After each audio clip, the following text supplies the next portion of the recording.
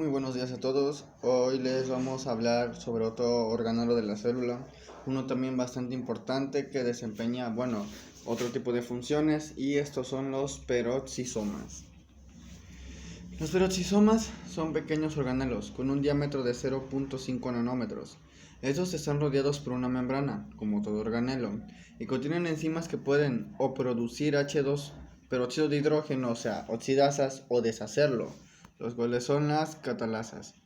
La membrana del peroxisoma contiene una serie de proteínas específicas, alrededor de 40 enzimas. Cada una está relacionada con el transporte de sustancias hacia el interior o el exterior de la matriz del peroxisoma. Es importante destacar que la síntesis o el desecho del peróxido de hidrógeno es algo bastante importante, ya que se crea tanto en algunas reacciones, pero si se mantiene mucho tiempo dentro de la célula puede llegar a causar mutaciones. Por eso los peroxisomas tienen catalasas para poder deshacerse de él. Aquí nosotros tenemos una imagen de un peroxisoma. Nosotros tenemos aquí en el centro un núcleo cristalino, que es donde se agruparán la mayoría de las enzimas. Luego tenemos la bicapa lipídica, que es la propia membrana que tiene cada uno de los organelos, que le da su forma y lo delimita. Luego tenemos las proteínas de transporte, que son aquellas que van a llevar desde el espacio exterior hacia el interior o viceversa aquellos productos tanto que se tienen que deshacer, tanto que se van a sintetizar. Como ya se vio anteriormente, que puede haber peróxido de hidrógeno dentro del peroxisoma, y este puede ser sacado a través de las proteínas de transporte, o en su defecto ser introducido por las mismas proteínas y con las catalasas deshacerlo. Los peroxisomas están presentes en todas las células humanas, excepto en los eritrocitos. Están en mayor cantidad en riñones y en el hígado. Esto lógicamente por la función que llevan ambos órganos de ser una especie de limpiadores de sustancias tóxicas en el cuerpo. Las enzimas se implican en la síntesis de fosfolípidos y otros lípidos, como lo son purinas y pirimidinas y ácidos biliares. Las purinas y pirimidinas cabe destacar que son propiamente las bases nitrogenadas que se estarán utilizando ya después para la síntesis de ácidos nucleicos. Además se implican en la beta-oxidación de ácidos grasos, la degradación de poliaminas y bases de purina. En la beta-oxidación, es importante, ya que a partir de esta nosotros, si no llegamos a tener suficiente energía o carbohidratos en el cuerpo, por los ácidos grasos se pueden llegar a crear acetil-CoA para el ciclo de Krebs, y esto se lleva aquí en parte en los peroxisomas. Aunque el proceso más conocido que tienen los peroxisomas, y hasta cierto punto el más con el que más está asociado, es el de la degradación del peróxido de hidrógeno por medio de las catalasas. La síntesis de peroxisomas tienen dos vías. La vía novo, aquí las vesículas preperoximales bordan el retículo endoplasmático y se fusionan y forman peroxinas maduros. Las peroxinas son proteínas necesarias para el ensamblaje de peroxisomas, se conocen hasta 32. Esto se ve del retículo endoplasmático rugoso que propiamente salen, y a partir de aquí, como vemos, se van uniendo para formar peroxinas, que son los precursores de los peroxisomas. Los peroxisomas preexistentes pueden crecer con la transferencia de membrana desde el retículo endoplasmático y luego dividirse para producir nuevos peroxisomas. Esto propiamente como una especie de fisión binaria que hace que los peroxisomas de uno sean dos. Aquí nosotros tenemos una imagen que nos está detallando el último proceso, en el que tenemos, por ejemplo, la proteína sintetizada en los ribosomas libres, los poliribosomas. Luego, como esta proteína se incorpora al peroxisoma, se une, ya después el peroxisoma crece, como vemos, su tamaño aumenta considerablemente, y luego por división se formarán dos peroxisomas distintos. Esto es en el último ejemplo en donde las membranas se unen, haciendo que crezca y logrando crear una división exitosa de peroxisomas. Secuencia de direccionamiento de proteínas a los peroxisomas. Las proteínas de los ribosomas se sintetizan en poliribosomas en el citosol o sea, ribosomas libres, y se pliegan antes de su transporte, ya que esto, pues como vimos, es un proceso post-traduccional. Esas proteínas tienen secuencias direccionales de matriz peroxisomal, llamadas PTS. Se conocen dos. La PTS1 es un tripéptido que tiene serina, lisina, leucina, ubicado en el terminal carboxilo de un número de proteínas matriciales en las que nosotros encontramos también la catalasa. La secuencia de matriz 2 es una secuencia de 9 aminoácidos en el extremo N y se ha encontrado en al menos 4 proteínas de la matriz, por ejemplo la tiolasa. Las proteínas que contienen secuencias PTC1 forman complejos con una proteína receptora citosólica, la PET5, y las proteínas que contienen secuencias post-traduccional 2 complejas lo hacen con otra proteína receptora, la PET7. Los complejos resultantes interactúan después con un complejo receptor de membrana, PET2, 10, 12, que los transloca a la matriz.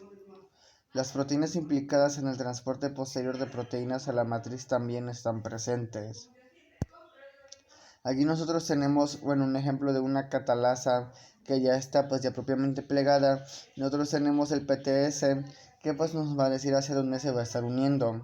Aquí tenemos que se une al receptor PET5 y ya después de esto nosotros tenemos que el receptor se va a estar uniendo con el receptor citosólico para poder llegar hacia el complejo PET2 10-12. De esta manera ya después la proteína será capaz de lograr entrar al peroxisoma. Esto, claro, dejando la proteína PET14 fuera de la membrana, ya que nosotros solamente queremos la catalasa, que también va a tener el PTS que no se va a ver alterado, a diferencia de una peptidoseñal que sí es retirada mientras se introduce el retículo endoplasmático rugoso.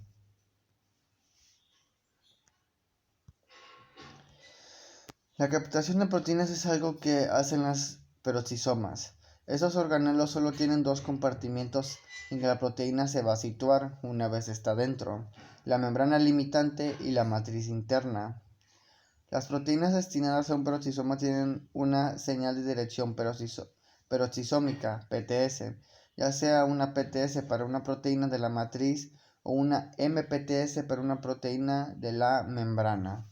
Esto vemos PTS, se le agrega el M por membrana. Los receptores PTS se unen con proteínas destinadas al peroxisoma en el citosol y las trasladan a la superficie del peroxisoma, donde penetran en el organelo.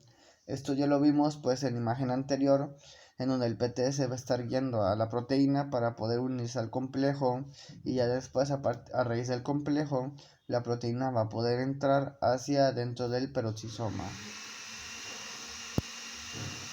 Los peroxisomas también interactúan con otros organelos, no solamente llevan funciones ellos mismos. Un ejemplo es con las propias mitocondrias.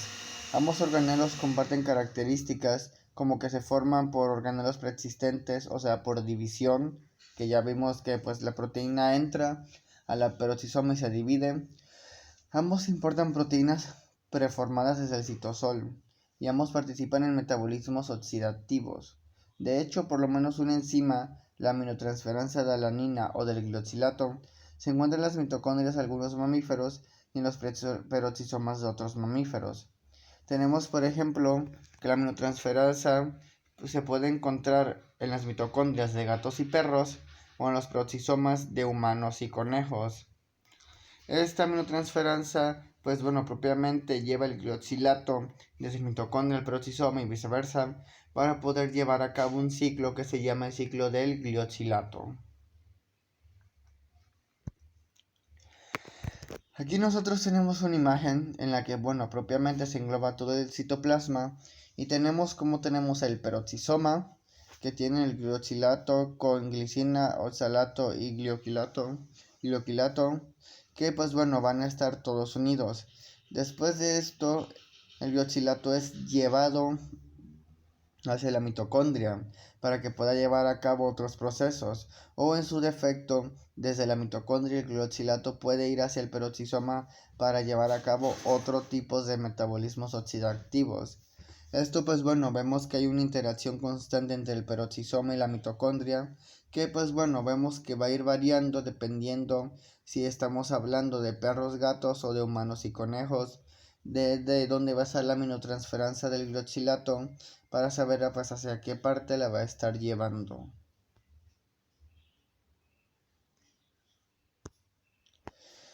El peróxido de hidrógeno, como ya se habló, es bueno propiamente la sustancia que más se conoce con los peroxisomas, la que más interactúa hasta cierto punto, y es que el peróxido de hidrógeno es sintetizado y degradado en el mismo peroxisoma. El H2O2 compuesto se produce por acción de varias enzimas peroxisómicas, incluidas la urato-oxidasa, glucolato-oxidasa y oxidasas de aminoácidos, que utilizan el oxígeno molecular para oxidar los sustratos respectivos. El H2O generado en estas reacciones se degrada pronto mediante la enzima catalasa, que está presente en grandes concentraciones en estos organelos. Esto porque, como ya se mencionó, el peróxido de hidrógeno puede llegar a causar mutaciones en los genes, lo cual pues puede llevar a problemas mucho más adelante, que pueden ser, bueno, desde faltas por una enzima hasta varias enzimas que pueden llegar a faltar en el peroxisoma.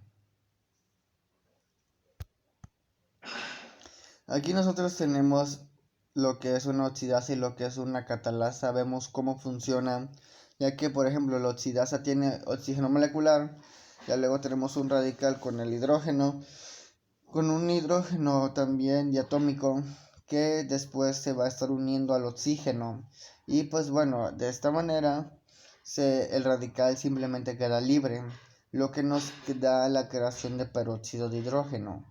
Pero pues como sabemos, el peróxido de hidrógeno se tiene que retirar. De esta manera una catalasa hará su efecto. Teniendo 2 moles de peróxido de hidrógeno, la catalasa lo que hará será retirar una molécula de oxígeno diatómico, para que de esta manera nosotros tengamos 2 moléculas de agua en vez de tener 2 moléculas de peróxido de hidrógeno.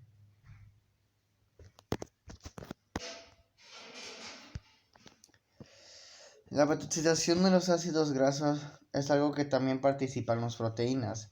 Una forma modificada de beta-oxidación se encuentra en los peroxisomas y conduce a la descomposición de los ácidos grasos de cadena muy larga con la formación de acetil-CoA y peróxido de hidrógeno, que se descompone este último por la catalasa. Este sistema no está directamente relacionado con la fosforilación oxidativa y la generación de ATP, como lo es el ciclo de Krebs, y tampoco ataca los ácidos grasos de cadena corta. La secuencia de la beta-oxidación termina en octanoil-CoA, el cual va a estar interviniendo en otro tipo de procesos moleculares. Otro papel de la beta-oxidación es acortar la cadena lateral del colesterol en la formación de ácidos biliares. Esto pues como ya se vio también en las funciones del retículo liso, que para poder sintetizar ácidos biliares el colesterol se tienen que retirar cadenas y también llevar a cabo por medio de hidroxilasas diversas reacciones para crear ácidos biliares. Los proteasomas también participan en la síntesis de éter glicerolípidos, en la síntesis del colesterol y del dolicol. También los peroxisomas, llevan a cabo otro tipo de funciones ahora en las propias células vegetales. Ya vimos que, por ejemplo, las funciones del glioxilato se llevan en células mamíferas, pero pues nosotros en las plantas vemos que el peroxisoma participa en la fotorrespiración, en las cuales en las hojas de las plantas los peroxisomas interaccionan con otros organelos de manera muy importante. La más clara es que un peroxisoma se sitúa entre 2 cloroplastos y cercano a las mitocondrias. Esta disposición no es una coincidencia, sino que refleja que todos estos organelos tienen una relación bioquímica, en la que los productos de un organelo sirven como un sustrato en el otro. Durante la fotorrespiración, el fosfoglicato se convierte en glicato en el cloroplasto. Después se trasladará al peroxisoma. Una vez en el peroxisoma, la enzima glicolato oxidasa convierte el glicolato en glioxilato, que luego puede transformarse en glicina para trasladarse a una mitocondria. Esto pues lo tenemos propiamente aquí en células vegetales, porque pues vemos que también en células de mamíferos se puede llegar a cabo al revés, que primero va a peroxisoma, a mitocondria y luego a peroxisoma. En la mitocondria, dos moléculas de glicina se convierten en una molécula de serina con la liberación de una molécula de dióxido de carbono.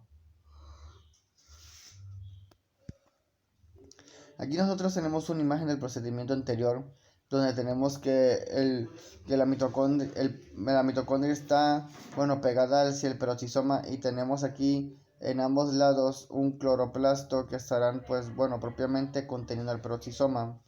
Aquí nosotros tenemos como desde el cloroplasto tenemos el glucolato, que después se convertirá en glioxilato con la, propiamente creación de peróxido de hidrógeno, que será después degradado por la catalasa.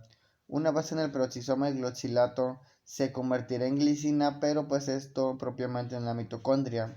Ya después de aquí, a partir de otras reacciones, nosotros tenemos que las mitocondrias liberarán dióxido de carbono.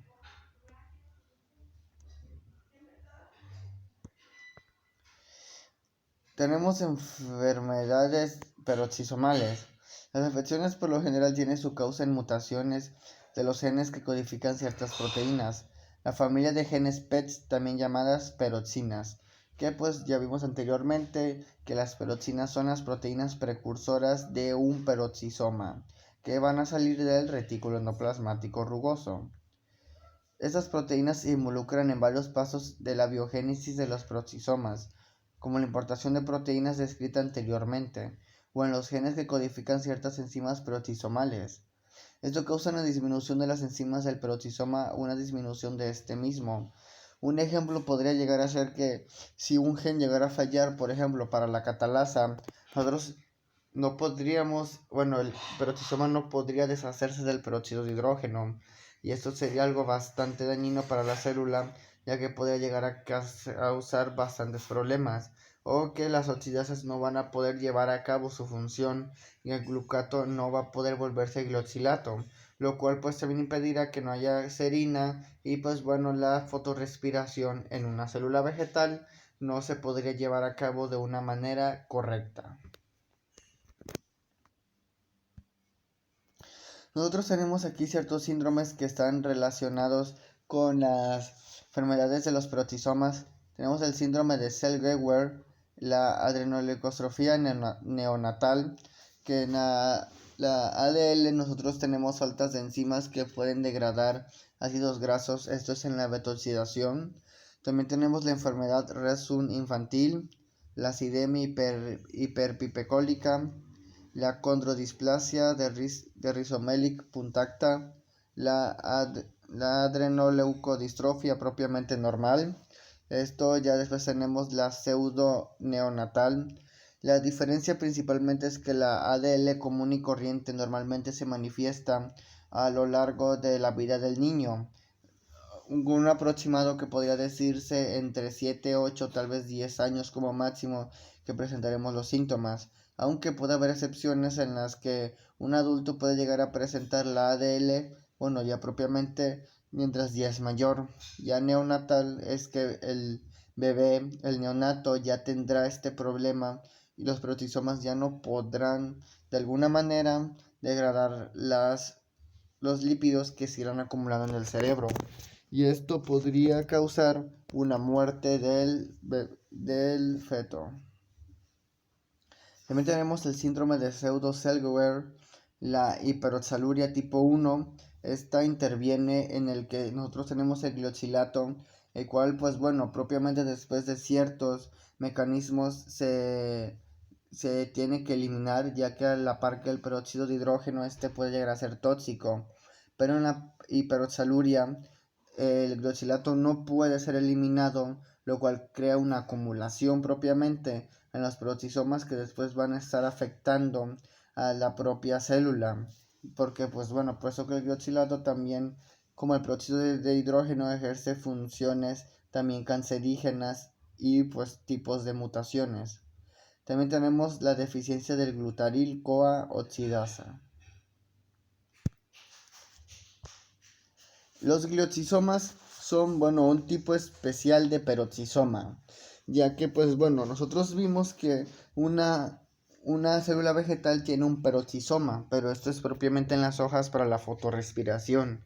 Sin embargo, también tenemos plantas con semillas que contienen un tipo de peroxisoma especial, el cual se llama glioxisoma. Las semillas, para poder crear una planta completamente, necesitan ácidos grasos y materiales almacenados para obtener energía, ya que sin estos ácidos grasos las semillas no podrán nacer, por más que estén en una tierra fértil o que les dan agua constantemente. Si no se tiene la energía o los glioxisomas están correctamente, la semilla no germinará. La degradación del ácido graso generará acetil-CoA, la cual se condensa en oxalacetato para formar citrato. Esto propiamente relacionado con el ciclo de Krebs, que va a estar también dando energía hacia la propia semilla. Esto luego se convertirá en glucosa, por efecto de una serie de enzimas del ciclo del glioxilato, que se localizan en el glioxisoma. La glucosa, como sabemos, es la principal fuente para poder obtener energía, tanto en células animales como en las vegetales. Es un factor bastante importante que si no llegara a estar, la semilla no podría tampoco germinar de una manera correcta, y si lo haría sería de una manera muy lenta y probablemente la planta no sobreviviría. Aquí nosotros tenemos imágenes de células vegetales, tenemos a los glioxisomas remarcados con marcadores específicos para glioxisomas. Son estos puntitos negros que nosotros vemos ahí con una distancia de 10 nanómetros. Tenemos que las flechas están señalando dónde están los glioxisomas en una célula de una semilla. Es importante recordar que esto es propiamente en semillas, no es en una célula vegetal como tal, ya que estas sí tienen peroxisomas, que estarán interviniendo en otro tipo de procesos. Los glioxisomas solamente afectan en la síntesis, de energía para las semillas. Aquí nosotros tenemos el ciclo del glioxilato, el cual, es demasiado similar al ciclo de Krebs, en donde tenemos el acetil-CoA más agua, que por la citrato sintasa sacará el CoA y nos dará el citrato. Ya después, por la conitasa, tendremos el isocitrato por hidratación. Después tendremos el succinato, que ya esto es propiamente sigue el ciclo de Krebs. Pero aquí va a haber un detalle bastante importante que se lleva a cabo en los glioxisomas, y es que la isocitrata liasa, en vez de hacer que el isocitrato de succinato da glioxilato, da ambos sustratos, mientras que el succinato participa en el ciclo de Krebs para después crear el ácido glutámico. Tendremos que el glioxilato va a continuar y se quedará acá con un acetil-CoA más agua por la malato sintasa, el CoA se liberará, tendremos malato, el cual se volverá a convertir en oxalacetato, y así tendremos otra vez el oxalacetato para que se una al acetil-CoA, y así vuelva a comenzar nuevamente el ciclo del glioxilato. Aquí podemos ver cómo el NASH después estará, por la malato deshidrogenasa, tendremos NASH más hidrógeno desprotonado. Todo esto cabe destacar que se lleva a cambio en las enzimas, en las semillas, como ya se dijo, ahí es donde tenemos los glioxisomas, y que solamente aquí, ya que la semilla necesitará energía suficiente para poder después crear una nueva planta, mientras que un peroxisoma en una célula vegetal solamente va a estar en la fotorrespiración, en la cual el glioxilato llevará a cabo otros tipos de trabajos para poder al final dar serina, pero esto ya es trabajo entre el peroxisoma, un cloroplasto y una mitocondria.